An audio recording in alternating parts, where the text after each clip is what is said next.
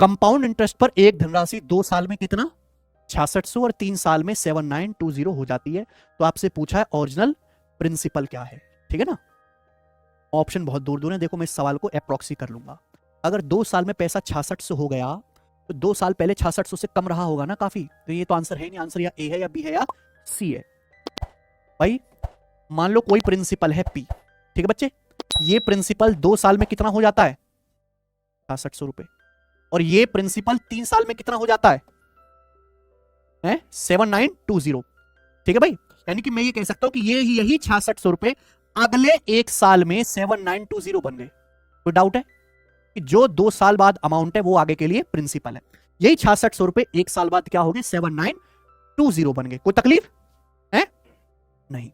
तो 6600 रुपए अगर 7920 हो गए तो बताइए कितना गुना हो गया आपका पैसा।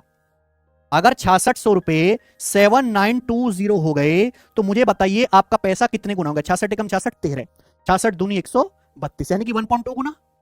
बोलो, तो 1 साल में आपका पैसा 1.2 गुना हो गया।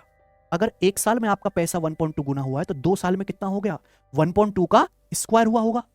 अगर 1 साल में आपके कंपाउंड इंटरेस्ट है ना, पावर में चलता है, 1 साल में आपका पैसा 1.2 गुना हो रहा है तो 2 साल में कितना हुआ है 1.2 का स्क्वायर, यानी कि प्रिंसिपल का 1.44 गुना किसके बराबर है 6600 के बराबर। क्लियर है।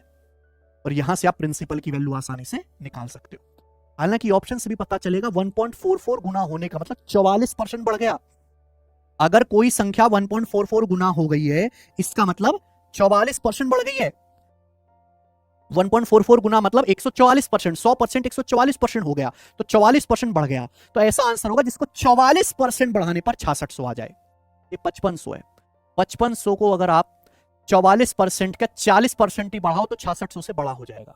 4000 है, 4000 का 44% कितना आएगा 1760, 44 चौका 1700। अगर आप 60 बढ़ाओगे मेरे प्यारे भाई इसमें तो ये 57 6000 भी नहीं पहुंचेगा, यानी कि ये भी आंसर नहीं है। तो आंसर क्या है इस सवाल का, ऑप्शन नंबर सी, ये आंसर है।